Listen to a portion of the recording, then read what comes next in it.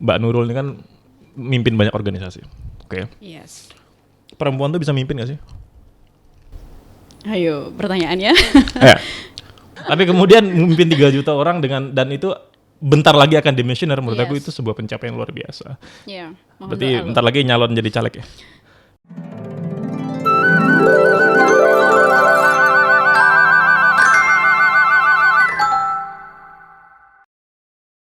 Nurul Hidayatul Ummah, betul ya Mbak Nurul ya? Betul. Welcome to Bijar Mbak Nurul. Jadi ini kita udah siapin pisang nih teman-teman. Siap. Pisang, ini apa kacang-kacangan. Kalau lihat kayak gini ingat apa Mbak Nurul? Tahlilan. Ingat tahlilan. Jadi sengaja kita bawa konsep tahlilan nih teman-teman ke sini untuk apa ya?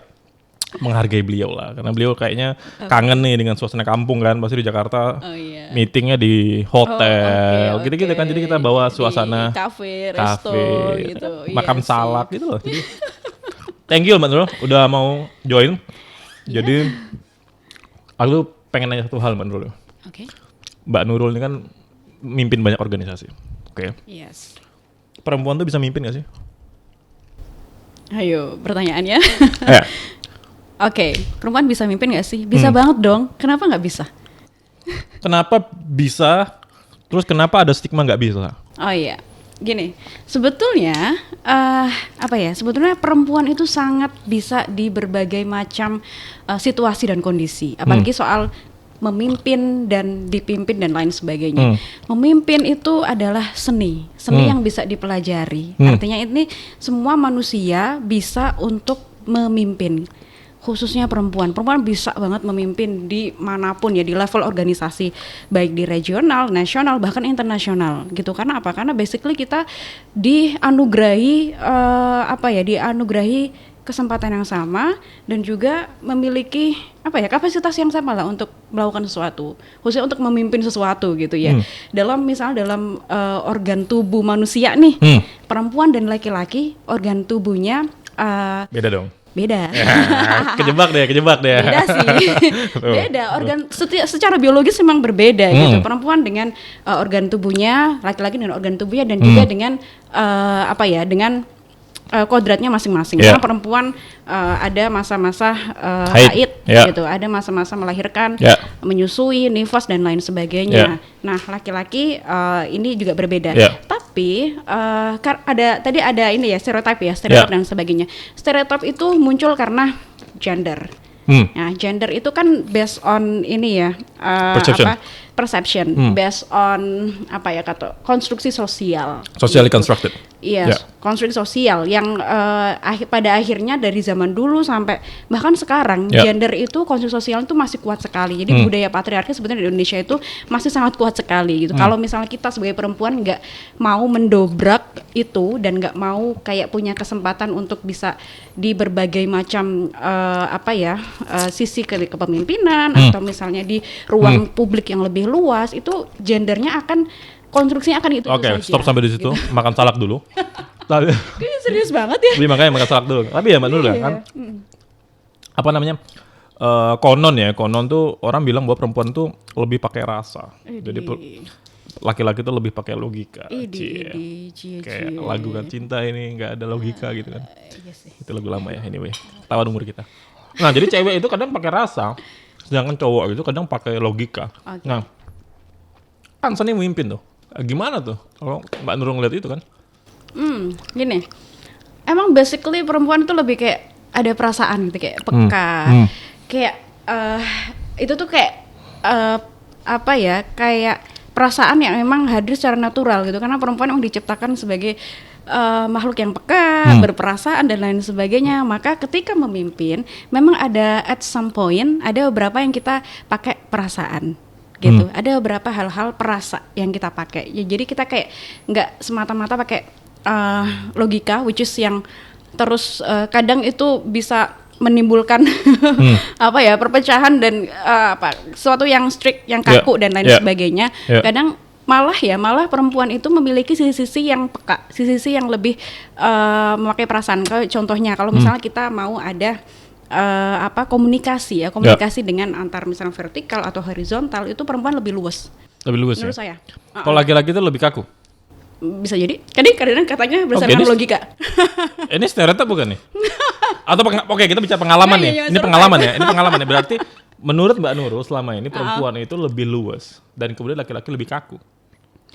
Maksudnya enggak menurut gue yang secara ini ya. Ini pandangan secara glimpse aja. Tapi gitu. Pengalaman pernah kerja dipimpin perempuan dan laki-laki nggak sih? Kalau aku dipimpin perempuan pernah. Laki-laki? Dipimpin laki-laki juga pernah. Bedanya apa?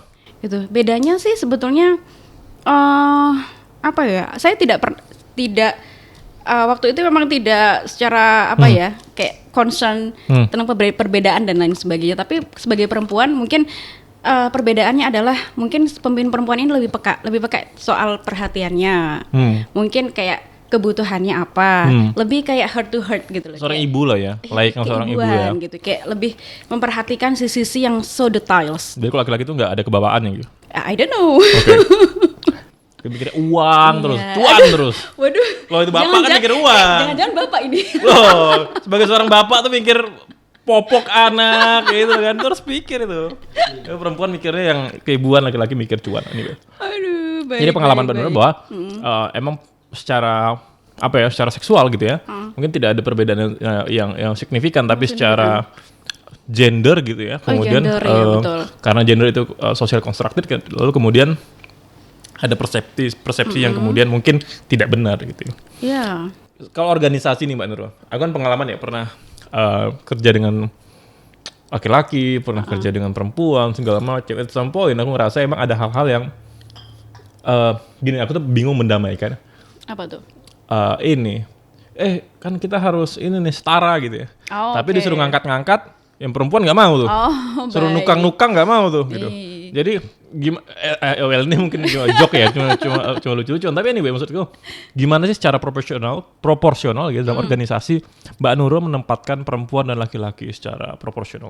Secara proporsional, mungkin kayak tadi ngangkat-angkat dan lain sebagainya. Sebetulnya kan pekerjaan itu tidak based on gender ya. Pekerjaan itu ya universal sebetulnya kayak. Berdasarkan skill. Ngangkat skill, yes. Okay, good. Ya, skill, yes. Kayak ngangkat-ngangkat galon. Saya ngangkat-ngangkat galon loh BTW. Saya ngangkat galon. Belum ada yang ngangkatin ya? Oh, iya sih. Tolong bantu. Tolong. Abis ini langsung kirim DM Mbak Nurul. Lowongan kerja ngangkat galon. Iya, itu benar kayak misalnya pekerjaan domestik ya, let's say pekerjaan domestik, angkat-angkat galon, masang gas kompor itu, terus nyapu ngapel dan lain sebagainya. Sebetulnya itu kan pekerjaan domestik yang semuanya itu bisa melakukan. Nggak harus kemudian. Nggak harus itu pekerjaan laki-laki perempuan, ya? Ini pekerjaan laki-laki dan lain sebagainya.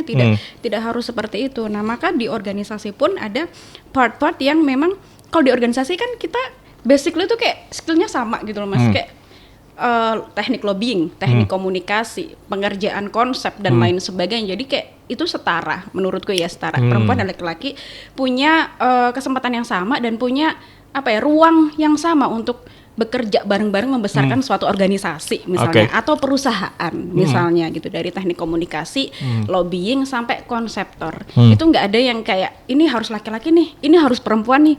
Itu menurut saya itu sangat hal yang sangat tradisionalis, sangat oldies lah, outdated sekali gitu. Sekarang tuh kita kayak lebih terbuka aja dan sekarang perempuan itu lebih, saya rasa ya, lebih memiliki ruang yang sangat terbuka gitu. Dan beberapa laki-laki juga sudah aware soal itu gitu. Kalau misalnya perempuan ini memiliki kesempatan yang sama, kemudian kita memiliki ruang yang bebas, yang semua bisa berekspresi, mengekspresikan skill dan sebagainya. Iya, Mbak Nurul bisa ngomong kayak gituan karena organisasi yang Mbak Nurul pimpin, perempuan. IPPNU. Jadi IPPNU apa tuh Mbak singkatannya Mbak? Mungkin teman-teman Ikatan Pelajar Putri Nahdlatul Ulama. Berapa banyak tuh kadernya tuh kira-kira? Kadernya se-Indonesia per hari ini 3 juta kader. 3 juta dengan cabang ranting tuh berapa banyak? Tersebar di 34 wilayah. Itu ada di masing-masing provinsi se-Indonesia. Kemudian ada kurang lebih 250 cabang di kota kabupaten. Ada turun di kecamatan. Ada turun lagi di desa, di pesantren dan di sekolah-sekolah. Ini kalau Mbak Nurul nyalek kepilih nih? Nanti kita bahas ya habis ini. Ya? Karena kadernya banyak teman-teman. Banyak ada 3 juta kader. Dan saya tuh tahu Mbak Nurul ya, karena saya kontak hari ini misalkan di Kalimantan, besok entah tiba-tiba di Papua, besok tiba di Sulawesi kayak gitu. Jadi Saya tahu beliau sangat sibuk sekali. Tapi kan saya bilang tadi, ya Mbak Nurul bisa ngomong kayak gitu karena lembaga yang dipimpin adalah lembaga perempuan. Yes. Dan saya tarik sedikit ke Islam ya, misalkan lembaga kebetulan Mbak Nurul kan di bawah naungan Nahdlatul Ulama nih, gitu kan. Gimana sih kemudian Islam ngelihat kepemimpinan perempuan itu, Mbak Nurul? Sebetulnya dari dulu dari zaman Nabi Muhammad itu perempuan sudah dikasih space yang sangat luar biasa. Artinya Nabi Muhammad pun sangat menghargai kiprah perempuan. Contohnya misalnya Sayyidah Aisyah, Sayyidah Fatimah diberi kesempatan yang sangat luar biasa untuk bisa turut serta membesarkan Islam gitu pada zamannya. Nah, kemudian ditarik sampai saat ini, tentu Islam sangat menghargai perempuan gitu. Islam sangat memberikan ruang yang luas kepada perempuan, kecuali pada oknum-oknum mungkin oknum-oknum yang memiliki patriarki yang sangat tinggi gitu, misalnya menganggap bahwasanya perempuan itu hanya sebatas objek. Misalnya. Dan ada tiga ur tuh dulu tuh. Sangat tidak setuju by the way. Kan? Pernah dengar kalimat 3 ur nggak sih? 3 ur. Pupur, dapur, kasur. Ya kan, perempuan itu. Ya, it's too oldest. Itu kan dulu kayak gitu ya. Kayak zaman dahulu banget gitu. Dan saya sebagai perempuan, sangat tidak setuju dengan hal-hal ur-ur tadi, gitu. Karena kita seperti saya bilang di awal, perempuan memiliki kesempatan yang sama, perempuan memiliki kesempatan yang sangat luas bisa berekspresi dimanapun, kapanpun, dan ya pokoknya semuanya bisa gitu dikerjakan gitu. Jadi yang tadi dapur, sumur, kasur, nanti pupur dan lain sebagainya, apapun lah itu gitu, kayak itu hal yang sangat oldies sekali. Dimana kayak patriarki zaman dahulu ya, yang tentu sangat merugikan perempuan ya, dan ini harus bisa dari perempuan ya. Perempuan hari ini harus bisa memanfaatkan kesempatan dan situasi yang sangat berkembang ini, dan sangat harus dimanfaatkan lebih baik-baik lagi gitu sih. Sepakat. Gitu. Saya sepakat sih at some point ya, bahwa perempuan harus menembus batas ya. Dari apa yang kemudian dipersepsikan oleh masyarakat, teman-teman ya. Tapi tentu masih ada stereotip itu di tengah masyarakat. Suka nggak suka ya. Saya pikir Indonesia masih memiliki konsep-konsep semacam itu. Jangan jauh-jauh ya, misalkan teman-teman SD kita ada aja mungkin yang ya udah nikah aja habis SMP misalkan kayak gitu ya. Ngapain sih kalian sekolah tinggi-tinggi dan segala macam. Apa sih upaya yang selama ini Mbak Nurul lakukan? Tentu di organisasi ya, untuk kemudian bersama kader ini melawan hal-hal semacam itu. Gini, aku di PPNU sangat mengutamakan pendidikan. Pendidikan itu adalah. Oh ya, Mbak Nurul tuh S2-nya di UK ya? Yes. Tuh, anak pesantren, S2 di UK itu top banget sih. Good. Ya kita harus jadi role model dong, Mbak. Good. Role model bagi anak-anak perempuan, anak-anak yang masih dalam sekolah gitu, let's say SMP, SMA itu harus punya role model dan memiliki mimpi yang besar. Gitu. Jadi saya tadi sampai mana ya? Education. Di PPNU Education. Ya, education. Kita ini di PPNU saya khususnya di kepengurusan saya di priorisasi ini, saya sangat mengutamakan namanya pendidikan. Kalau misalnya bisa meraih pendidikan di atas strata 1, misalnya S2, S3 dan lain sebagainya, itu saya sangat mendukung dan sangat encourage teman-teman buat bisa lebih berpendidikan. Karena apa? Muara pendidikan itu adalah kebijaksanaan, Mas. Jadi muara pendidikan adalah kebijaksanaan. Semakin orang terdidik, semakin orang memiliki kayak pendidikan, itu semakin dia akan bijaksana. Ya, wisdom. Filosofi ya, cintai kebijaksanaan. Jadi semakin dia belajar, semakin dia mengerti, kontemplatif dalam menjalani hidup. Exactly. Gitu. Jadi kayak kalau sudah mencapai kebijaksanaan, ini akan lebih bijak menyikapi sesuatu. Contoh misalnya konteks gender di masyarakat. Ini both ya, laki-laki dan perempuan. Laki-laki dan perempuan tahu porsinya masing-masing dan tahu mana kesempatan-kesempatan yang harus diraih, mana tujuan-tujuan yang harus diraih, dan mana yang baik dan mana yang buruk gitu. Itu adalah konsentrasi saya di pendidikan. Kan itu tadi saya kayak melihat orang semakin terdidik, semakin tahu dunia pendidikan, karena kita berpendidikan itu nggak cuma belajar subjek tidak cuma belajar soal materi dalam perkuliahan, dalam bangku sekolah dan lain sebagainya, tapi kita belajar banyak hal. Kita belajar berkomunikasi, belajar belajar ilmu-ilmu baru kemasyarakatan, attitude khususnya, pendidikan, kemudian akhlakul karimah ya, sama akhlakul karimah, attitude dan lain sebagainya. Itu kita belajar banget dari situ. Bahkan decision making, kita kayak memutuskan sesuatu itu belajar di bangku sekolah dan perkuliahan gitu. Ya nggak sih? Tapi itu belakangan ya, karena kemudian Mbak Nurul ada saya bilangnya apa ya, ada upaya diskursif gitu ya, mengajak orang tuh ayo perempuan dan segala macam sekolah dan segala macam. Tapi ada at some point ada perempuan yang memutuskan untuk aku nggak pengen sekolah, aku pengen di rumah aja, aku nggak pengen berkarir misalkan, aku pengen di rumah aja. Nah beberapa teman-teman tadi yang itu Allah kok you old school nih, kamu kembali ke zaman batu dan segala macam. Nah, sebenarnya dengan realita di Indonesia kayak gini ya, Mbak Nurul ngelihatnya seperti apa sih? Apakah perempuan itu punya freedom untuk menentukan atau ya udah you harus kuliah tinggi, karir dan segala macam? Iya, but again semuanya tuh ditentukan pada diri kita masing-masing ya. Tapi tetap kayak orang itu butuh role model nggak sih? Orang itu butuh influencer gitu, butuh untuk dorongan, encourage, motivasi gitu. Jadi ketika misalnya ada beberapa perempuan yang mungkin menganggap, oh saya sudah selesai sekolah wajib belajar nih. Sampai SMA nih, oh sepertinya saya sudah cukup ya? Mumpuni untuk bisa melanjutkan kehidupan saya secara pribadi.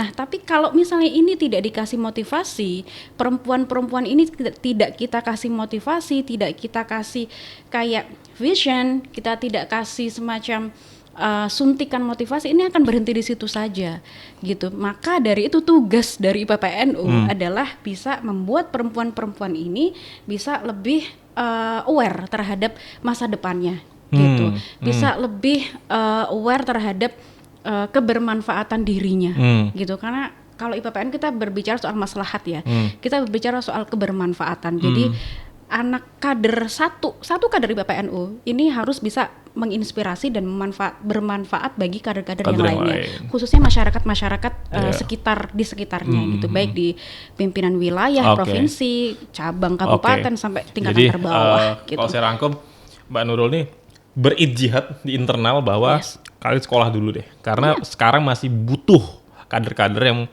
S2, S3. Betul. Mungkin ada saatnya nanti ketika Indonesia 50 tahun lagi udah S2, rata-rata semua S2, mungkin message-nya bukan lagi pendidikan. Bisa jadi mungkin berubah tuh. Lebih ke misalkan public policy gitu kan. Jadi jadi memang kita ngeliat ini kebutuhan dan kita harus address ini dan di Indonesia juga saya pikir ada banyak sekali platform minum dulu Mbak Nurul, LPDP misalkan. Mbak Nurul juga beasiswa dari Kemenak ya.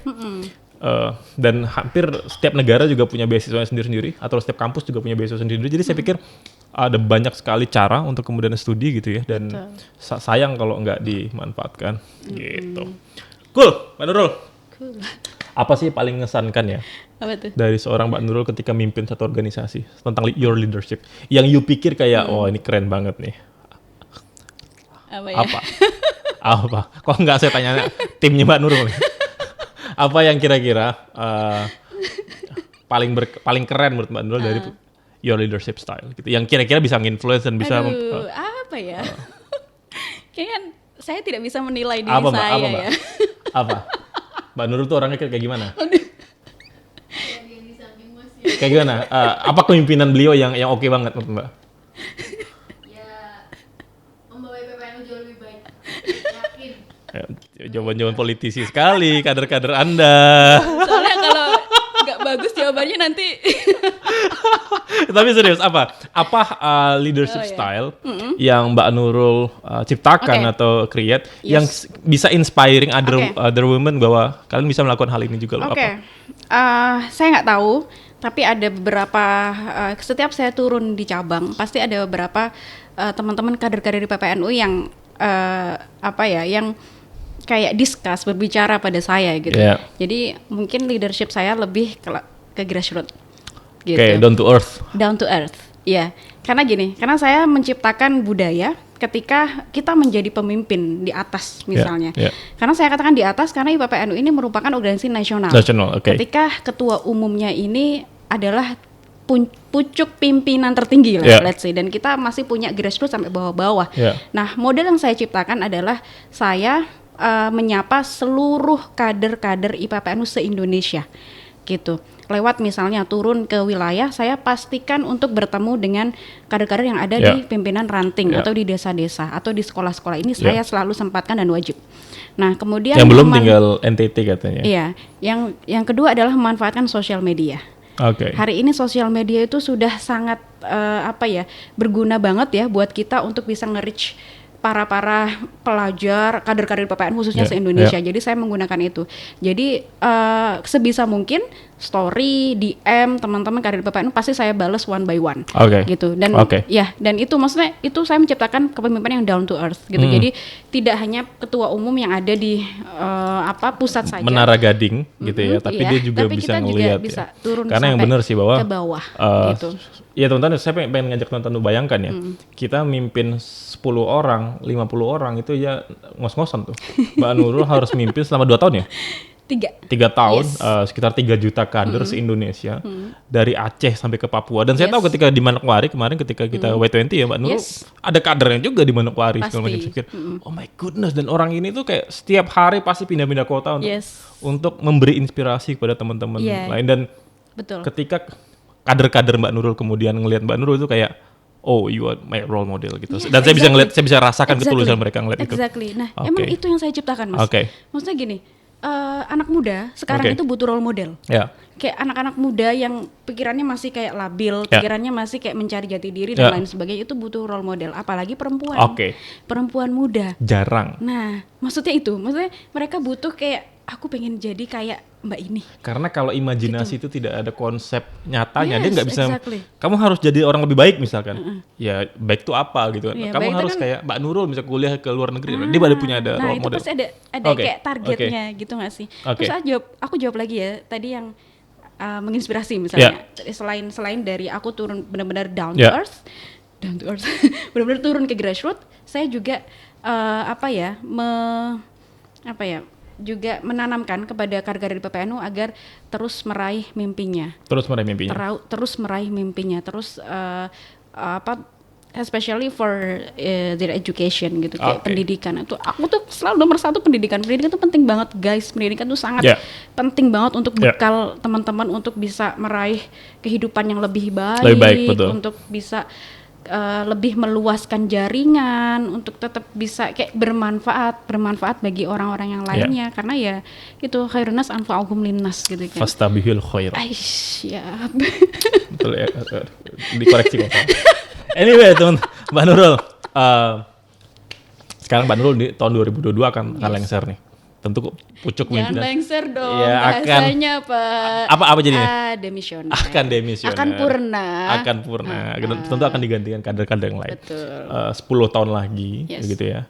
Artinya akan ada 3 kader lah, kurang lebih 3 pengurusan. Seperti apa sih Mbak Nurul ngelihat perempuan di Indonesia, terutama kader-kader di PPNU? 10 tahun lagi akan seperti apa sih mereka? 10 tahun lagi. Saya membayangkan kader-kader IPPNU 10 tahun lagi mereka itu akan memiliki kapasitas dan kualitas yang sangat luar biasa. Pertama di bidang pendidikannya, karena saya selalu dan selalu mendorong pendidikan dan juga spesialis teman-teman. Jadi teman-teman tidak hanya kayak sekolah pada umumnya, kuliah pada umumnya, tapi teman-teman harus menciptakan satu skill baru yang itu bisa menambah